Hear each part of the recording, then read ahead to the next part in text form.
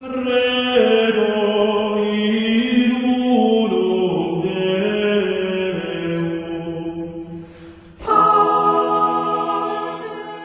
continuing. Third, begging the doxastic question. In her article, Faust says, quote, "It is my contention that most, if not all, of the best-known arguments for and against God's existence beg the doxastic question. In other words, most of these arguments will be compelling only to those who already accept their conclusions."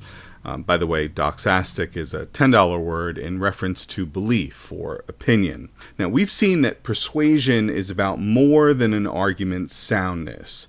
It is at least also about attending to one's audience's antecedently held beliefs and other attitudes.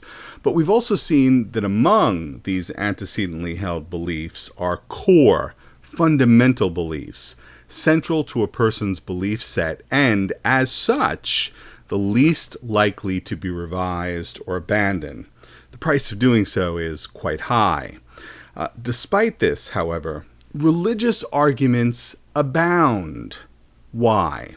Among the primary, if not the primary reason, is because the arguments are compelling to those who already accept their conclusions. Religious believers frequently concede this, sometimes quite willingly, other times begrudgingly, or even unwittingly, but concede it they do. See, for example, how Anselm of Canterbury closes chapter 1 of his Proslogium. Quote, "I long to understand in some degree God's truth, which my heart believes and loves. For I do not seek to understand that I may believe, but I believe in order to understand.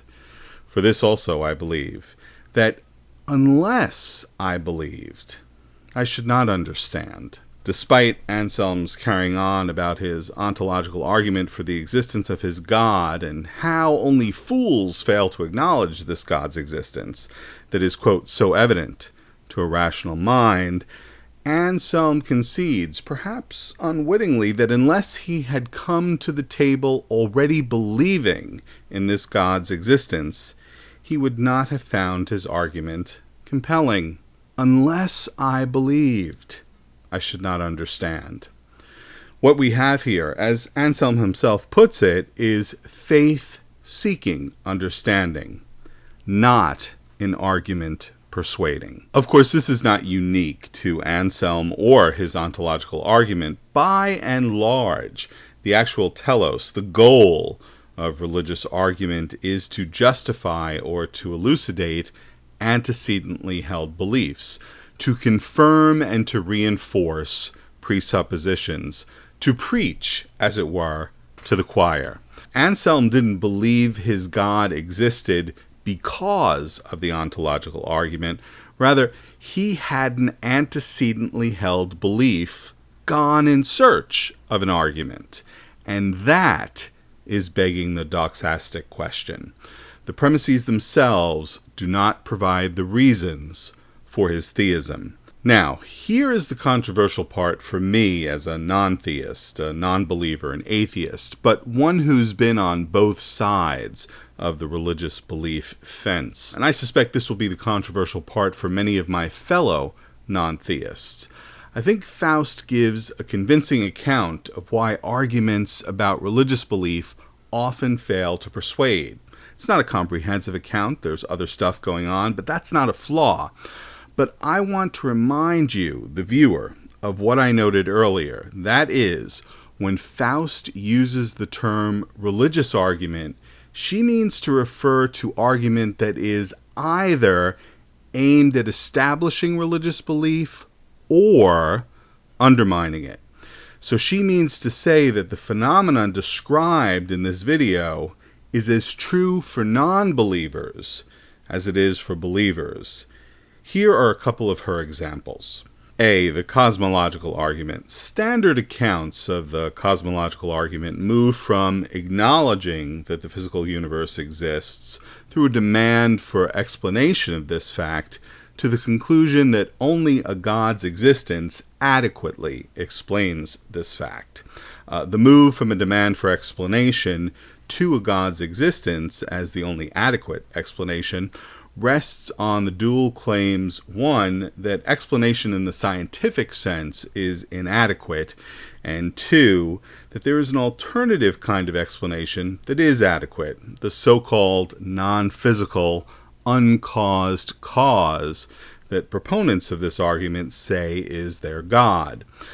But Faust argues many non-believers will reject at least one and probably both of these claims. For example, a committed physicalist will reject out of hand the concept of a non-physical cause.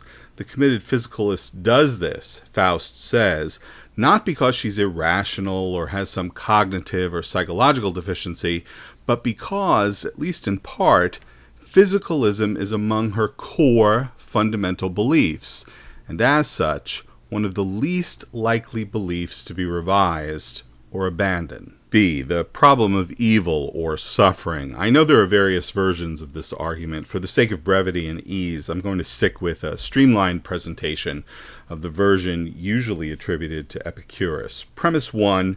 If an omnipotent, omnibenevolent God exists, then evil does not exist. Premise 2. Evil exists. Conclusion.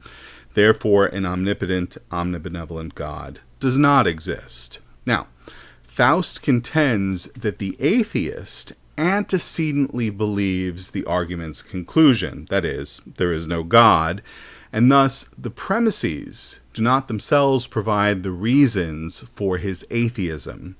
The argument may function to justify or to elucidate the atheist's antecedently held belief, but the atheist finds the argument compelling, persuasive, because he already accepts its conclusion. Thus, the argument begs the doxastic question for the atheist. So here's where I think Faust and I part company, to some degree.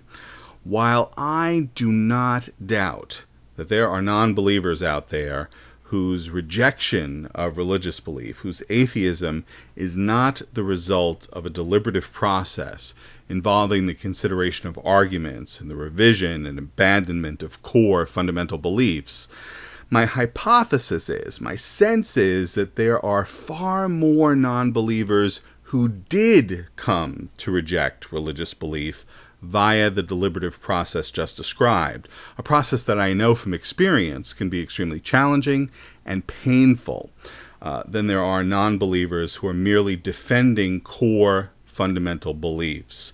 Moreover, it's my hypothesis and my sense that far more religious believers came to their faith via something other than the deliberative process just described, that their faith preceded consideration of religious arguments.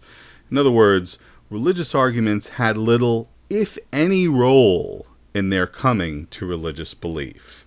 Conversion and deconversion stories I've read and heard, and my own experience both as a believer and a non-believer, provide at least some preliminary support for my conclusion here.